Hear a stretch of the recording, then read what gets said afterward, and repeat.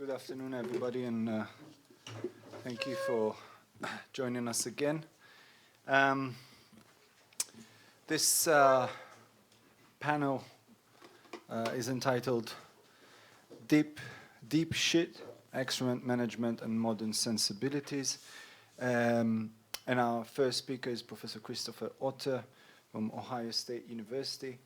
Professor Otter is a specialist in modern British history with particular focus on the history of science, technology, and public health, environmental history, and the history of food. He's published articles in numerous journals, including journals of British studies, cultural geographies, food and history of technology. He's currently completing his book, Diet for a Large Planet, Food System, World Ecology and the Making of Industrial Britain. This book is global in focus and explores the causes, consequences, and experience of a shift to a diet rich in animal protein, wheat, and sugar. These consequences include novel regulatory systems, geostrategic visions, bodily transitions, and ecological vulnerabilities.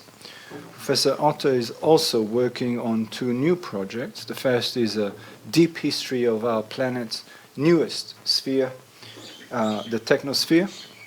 This history will be told by utilizing a fivefold scalar structure, equipment, capsules, networks, antronome, and anthropogenic sinks.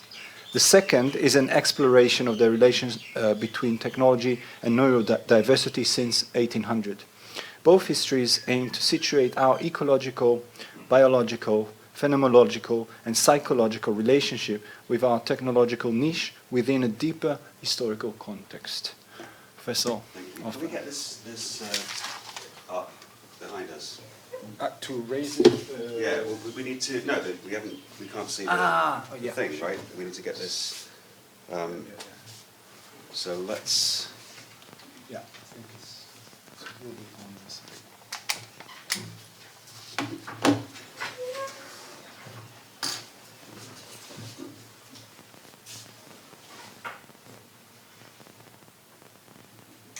Should have asked before we started. Yeah. Is it coming up? Let's just get it to the beginning, shall we? Scroll up to the top. That's cool. That's it. Thank you. Yeah, and from beginning. Yeah. Thank you all very much, and I'd like particularly to thank On and Avner for inviting me to this wonderful workshop, and also to Asaf for his help. I'd also like to thank you for planting some trees in honor of me. It at the very least does assuage some of the guilt that comes with long distance travel. Now I want to begin with a quote here from the great French historian Alain Corbin. In a century too hastily defined as that of money, the major cleavages were ordered around the distinction between immediacy and the imposition of delays, the submission to direct contact, and the capacity to keep a distance. And this is Corbin writing about the 19th century. Much recent scholarship, I think, this might be something of a crude characterization, but risks eliding the history of human-made ecological devastation with the history of capitalism. And we saw some of this yesterday with the discussion of Jason Moore's work. His term, Capitalocene, reflects this idea that ecological history and the history of capitalism are effectively one and the same thing. If we are going to keep the word Anthropocene and use it, we need to interrogate what this anthropos has become, and how the anthropos became this way. How we historicize the anthropos becomes significant. What were the characteristics of humans that have caused environmental calamity? Are they simply, and have they simply been, rapacious capitalists following the inexorable logic of capital? As Corbin suggests here, there might be more to this than meets the eye. We might take another approach and revisit the history of emotions, of senses, of perceptions, affect, and bodily comportment, and look at the role of these things in massive global environmental change. As Marco Almiero and Paolo Di Rosa put it in a recent article, Political Effluvia. As scholars, we are not trained to follow our senses, even less our emotions. So what I want to invite you to do today is to follow me into the sensory Anthropocene. Now, Alan Corbin is famous particularly for writing a book called The Foul and the Fragrant, in which he explored the late 18th and early 19th century emergence in France of a new sensibility towards the organic, manifested particularly through transformed experiences of smell. And this is what he calls a, quote, far-reaching anthropological transformation that had vast and relatively unexplored social implications. It also has vast ecological implications which have yet to be fully unraveled. Two of the key phenomenological products here were increased repulsion towards excrement and a desire for distance between human bodies. As numerous historians have shown, this Western bourgeois perceptual transition was manifest in historically specific modes of cleanliness, which focused on washing the entire body with clean water, in exercises primarily about hygiene and self-discipline, rather than primarily about matters spiritual or regenerative or pleasurable. These techniques formed a hygienic self, which was formed in turn within hygienic domestic space. One cleans one's body and one cleans one's home. Now, while such tactics of deodorization, as Corbin memorably put it, formed alongside the Industrial Revolution, they can't simply be regarded as epiphenomena of capital accumulation. These were semi-autonomous somatic shifts. So this disgust that Corbin describes was materially and historically specific. And while historically constituted, it was also shaped by the affordances of the organic. It's worth noting that Corbin points out that smoke never elicited disgust. It might produce irritation and preclude clear vision, but it did not create the same type of visceral response that excrement did. Some people like mineral stenches. They go and smell gasoline or smell oil refineries. I grew up near two large oil refineries. People like to go and smell the oil refinery. They thought it was pleasant. These are serious jokes, I think. And we might view the phenomenological history of plastics in this light. Plastics are smooth, indestructible, entirely without smell. They do not rot. This became the material par excellence of the new sensibility. Its accumulation in the oceans inspires very different visceral feelings than stepping in a dog turd. Hence the rush to enfold the offending article in non-biodegradable plastic, which is what I have to do when I take my dog for a walk every single day. Because Americans cannot tolerate this, plastic has become far more tolerable than excrement. A parallel shift, somatic and perceptual, is the reconfiguration of comfort. Witold Rybczynski observes the contemporaneous emergence of, and I quote, a new sense of contentment brought about by enjoyment of one's physical surroundings. Comfort should be undramatic, calming. It requires its somatic apparatus of pillows, cushions, mattresses, and chairs. It would later be colonized by engineers with their comfort charts, their comfort equations, and their comfort zone, the calculus of atmospheric control. But water sat at the center of this system. It was the agent and the index of sensory transition. It had magical powers. Going back to our lunchtime conversation, this is a constipation cure from the late 19th century. It's magic powers of the hydraulic.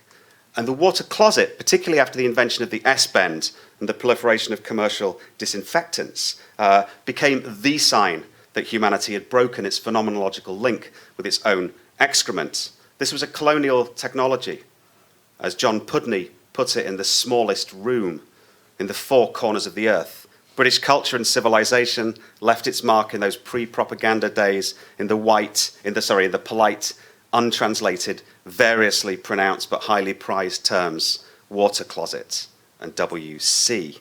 And in its British and American form, you get this kind of porcelain capsule, a whitening mechanism with obvious racial connotations. And as a side note here, and as yet unexplored dimension of this, is the subjection of animals to the same regime. This was no longer to be tolerated, this kind of cow. One had to clean the cow. And even battery chickens were subjected to apparatus designed to remove their excrement. This is a folding roll at the bottom. They would shit overnight, and you would sort of roll this along so it doesn't accumulate too much, and they keep laying their eggs. This is also a story of air, of heat, and of carefully controlled domestic envelopes. According to Markham in a book, Climate and Civilization, Climate and the Energy of Nations, published in 1947, England became a land of warm, dry houses. Well, it didn't really, but nevertheless, you can see the sort of point he's making here is a certain kind of architectural and engineering achievement of a particular type of atmosphere.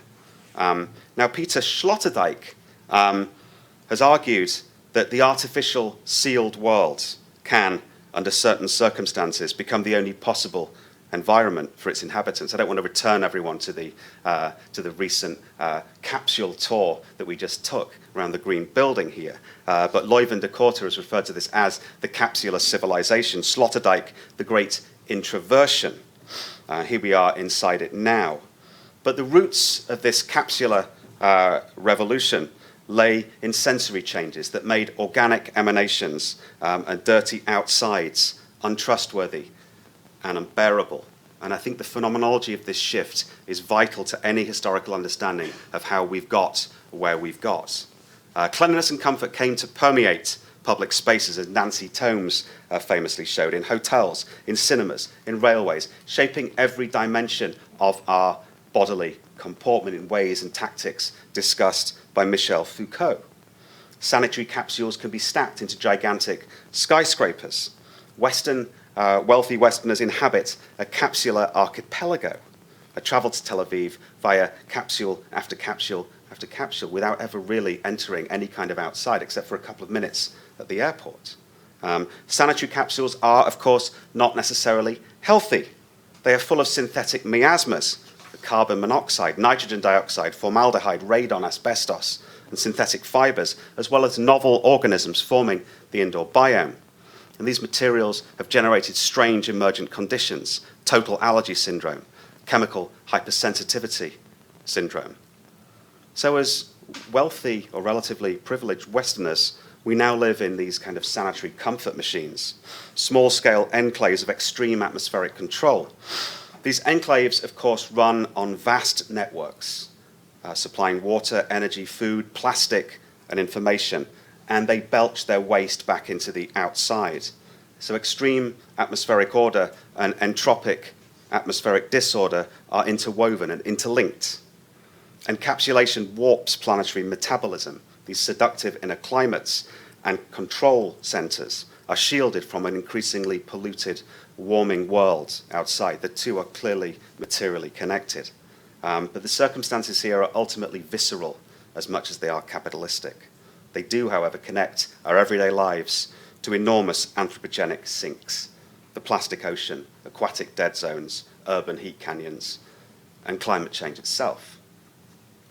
Okay. That's all very general. I want to spend the rest of this talk talking about a single, humble technology that we've abandoned. We never really fully tried it out, and this is the earth closet. Return to 19th century Europe, the area of Corbin's focus, and one would find a riotous proliferation of toilet systems. Ash pits, fossmobile, privies, cesspools existed in all kinds of forms, in which waste accumulated and then was ultimately disposed of. These technologies attracted the ire of sanitary reformers, these people who were operating with the new sensory apparatus found these things the absolute epitome of disgust. These things had to be removed. But the solution was not necessarily the water closet. Other media were explored.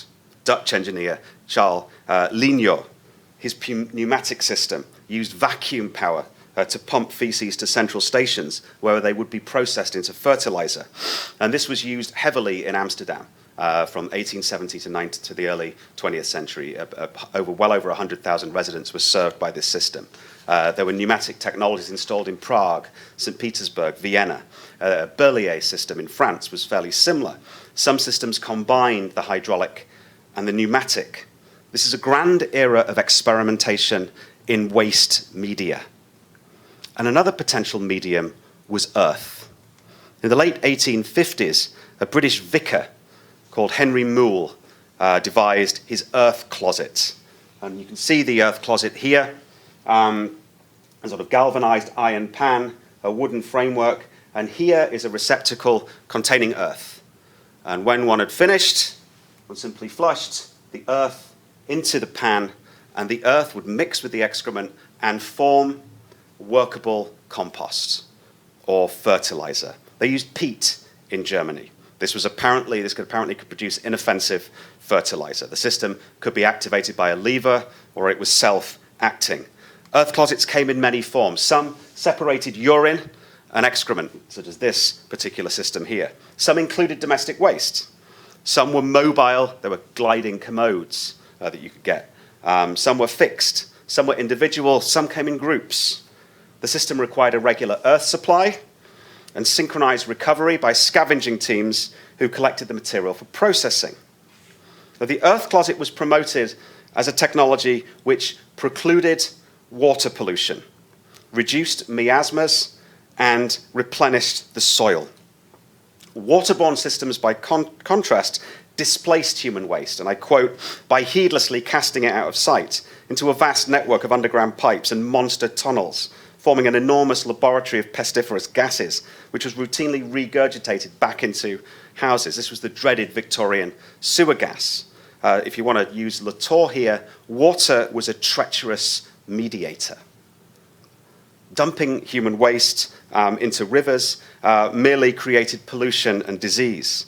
The earth closet then, in some ways, aligned with new sensibilities. You can see this advert here, no bad smells, no unwholesome cesspools. This is promoted as being aligned with the new sensory order. Earth, declared the engineer Thomas Hawksley, more of him later, was, and I quote, the natural deodorizer, a benign neutralizer of all that's offensive. One medical officer of health declared that he has positioned his nostrils, and I quote again, in close contact with soils recovered from the earth closets without taking the slightest offense. The Earth Closet Company advertised the product in 1871 by announcing that it enabled nature's wants to be attended to in comfort instead of the usual disgusting surroundings. And it put the word comfort in capital letters, which meant it was very serious. The Earth Closet also recycled human excrement. This is George Vivian Poor from his essays in rural hygiene, written in the 1870s originally. A nation which imports a great part of its food and a great part of its manure, and systematically and by act of parliament throws all its organic refuse into the sea, is living on its capital. And Poor's crops were produced from fertilizer made from his earth closets. Otherwise, nitrogen and phosphorus simply leached into the, quote, never restoring ocean. Again, a bad media. This is a version of this kind of model. We have broken a chain here.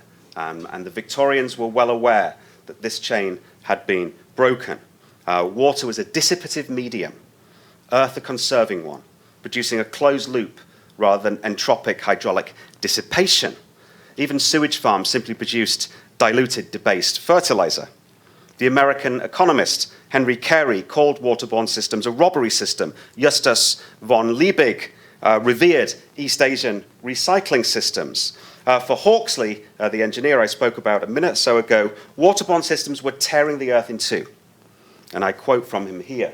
How easy it is to see now the plan was opening a great sluice for the outpouring without possibility of return of the nation's wealth and people's food, while at the same time it was invoking the birth of a monster that should overshadow every city with its baneful and destructive influence.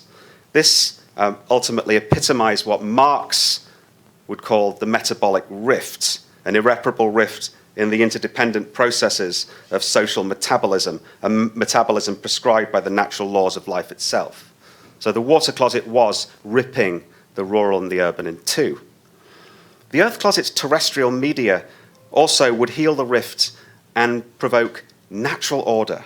Cats, advocates were very fond of pointing out, buried their waste rather than hoarding it in, and I quote again, tanks and vaults. Instead of importing South American guano, each house would become its own guano mine. These were literally micro mines. The doctor and earth closet enthusiast Francis Taylor, author of British Guano, described the results as producing something, and I quote again, portable and inodorous, which has lost its disgusting appearance, being more like a coprolite or dung stone than anything I can describe. And by this time, the 1860s, the British had already dug up all of their coprolite and used it for fertilizer before moving on to guano. His closets performed a kind of accelerated fossilization, where excrement, they used turntables and heating apparatus to rapidly produce guano within the earth closet itself.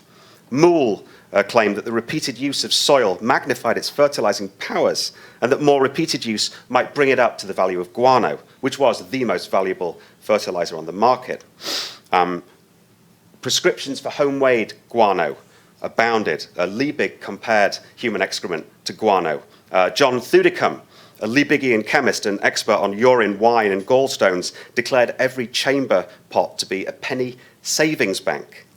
And estimates were that Great Britain and Ireland would save around £6 million annually if they used their solid excrement. It's also worth noting here that this was also often promoted as a biblical technology. We return everything to the earth. This is God's natural alchemy, and so forth. Finally, the earth closet was simple. It was low-tech. It had no expensive machinery.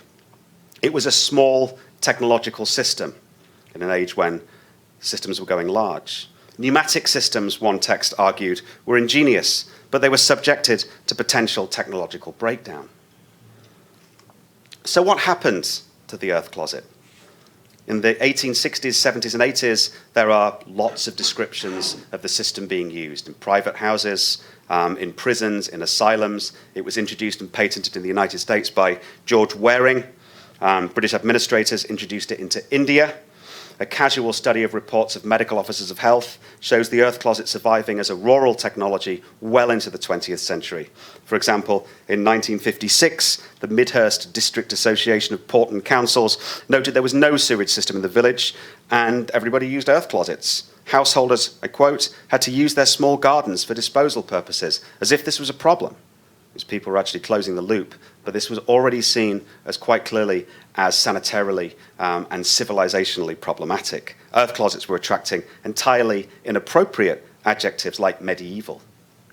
Of course, in multiple forms, composting toilets are used around the world, often in quite high-tech forms. This is a passive solar composting toilet. The Multrum toilet from Sweden is probably the most high-tech version around. It's pioneered from the 1930s, and plenty of people advocate what's called, I say plenty of people, it's a fairly minor thing, but people do advocate the use of human manure.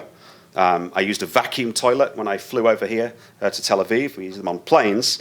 So there's never been full closure around the water closet, but we don't use them in our homes or our hotels. The system can't be called a failure in a technological sense, but it is a highly marginal Western technology. And this becomes the sort of speculative bit. We need to sort of look at precisely why this was the case. It's never shed its connection to the small scale, the rural, and the backward. The more paved and concretized and expansive urban areas became, it simply became hard to get hold of earth and to provide it to people in towns. Networked, tubular, hydraulic solutions enabled cities to grow more and more disconnected from the soil. Now, slow shifts in sensoria were almost certainly the most important significant thing here. In 1863, Moule noted how there was a disinclination to discuss, quote, offensive things. These often precluded the earth closet's adoption. Physically handling one's own excrement, even in dried or deodorized, pulverized form, clashed with Corbin's new sensibility, as Corbin notes, to, quote, rid the masses of their animal fetidity, to keep them at a distance from excrement. And if you look to today's website for the Multrum, which is about as high-tech as it gets, it states, cultural perceptions of handling human excrement provide a tough barrier to integrate the practice into households. It's also worth noting it's hard to put them in capsules. You can't imagine using earth closets in the Burj Khalifa, for example, so it would be rather difficult to stack earth closets quite that high. There were obviously issues related to cholera here. There's a lot of other reasons swirling around. In addition, the system relied upon human attention and the potentially disquieting proximity of excrement. Earth had to be applied. Feces lingered in pans. Collection teams carted it away. Water performed all of these activities without the need for human involvement. It enabled excrement to be forgotten. Some reports declared that the much vaunted deodorizing powers of the earth closet were actually exaggerated. The easy availability of guano, odorless, and nitrates, and later synthetic fertilizers that we discussed in the paper yesterday, along with the decline of traditional recycling mentalities, cemented commitments to large technological systems and vast streams of waste. In 1925, Sir Joseph Robertson reflected, "It's taken 60 years of patient trial to get the public to recognize that in a town dwelling, all substitutes for water closets prove in the end unsatisfactory and expensive." And there was a chorus across all sanitary publications declaring closure around the water closet system. British-style waterborne systems were now pervading France. They were replacing pneumatic closets in Amsterdam. Such systems and the new sensibility locked in together. They were mutually reinforcing and momentum generating. Corbin noted the immediate removal of excreta drowned in a stream of water as obviously the most effective deodorization technique for both public and private space. A small but voluble minority, composters, organicists, humanurists, continued to laud the earth closet and vilify water closets. The organic pioneer Edgar Saxon declared the switch to waterborne systems being one of the most gigantic breaks in the natural order which our race has made. The self-sufficiency guru John Seymour, a hero of composters around the world, carped in 1976, "The fear of basic function seems to be part of the modern human condition," which finds the idea of dealing with waste and death extremely challenging. The flush toilet is a remarkably expensive way to pollute fresh drinking water while at the same time wasting the very nutrients that are essential to maintain fertility in the soil. He was describing the very end product of Anthropos formation excavated by Corbin, the production of a society of hypersensitive wasters on a massive scale. Just a couple of words in conclusion. The tale of the earth closet is a tangled history indeed, a story of sensibilities, technologies, waste, a story also of affect, of media and metabolism. It threads our everyday bodily functions to disturbed planetary nitrogen and phosphorus cycles, uniting our toilets and farms with vast aquatic dead zones and anxieties about peak phosphorus. As I noted at the start, there's a long history of collapsing this history into a generalized one of capitalism, of which the Capitalocene is the logical end product. We see it with today's eco-Marxism. Palpably, capitalism is central to this process, but it's not the whole story. When Jason Moore, whose work I've used extensively and has been very influential, argues we can begin to comprehend the rural-urban dialectic as the overarching eco-geographical framework of the modern world. The cycling of nutrients and water between town and country has been progressively disrupted over the past 5 centuries of capitalist development, requiring successive spatial fixes, large and small. I would also argue that aversion to excrement and decay, rising repugnance to bodily odors and emissions underlie the metabolic rifts, this sort of foundational spatial aspect of the entire Anthropocene. Subtle shifts in regimes of disgust and attitudes to the organic made earth closets viscerally provocative in ways water closets simply were not.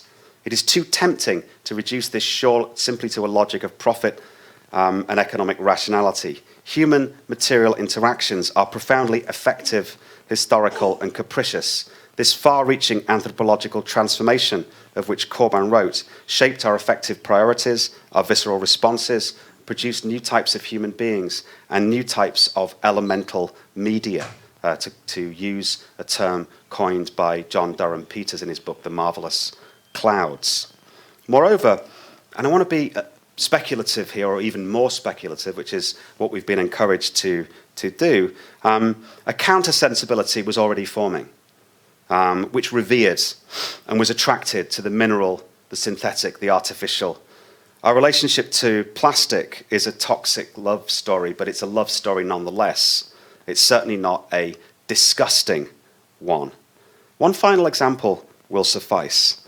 In 1970, the botanist, New Zealand botanist, Sir Enoch Levy, was in New Zealand and experiencing the intensive airborne application of phosphate fertilizer.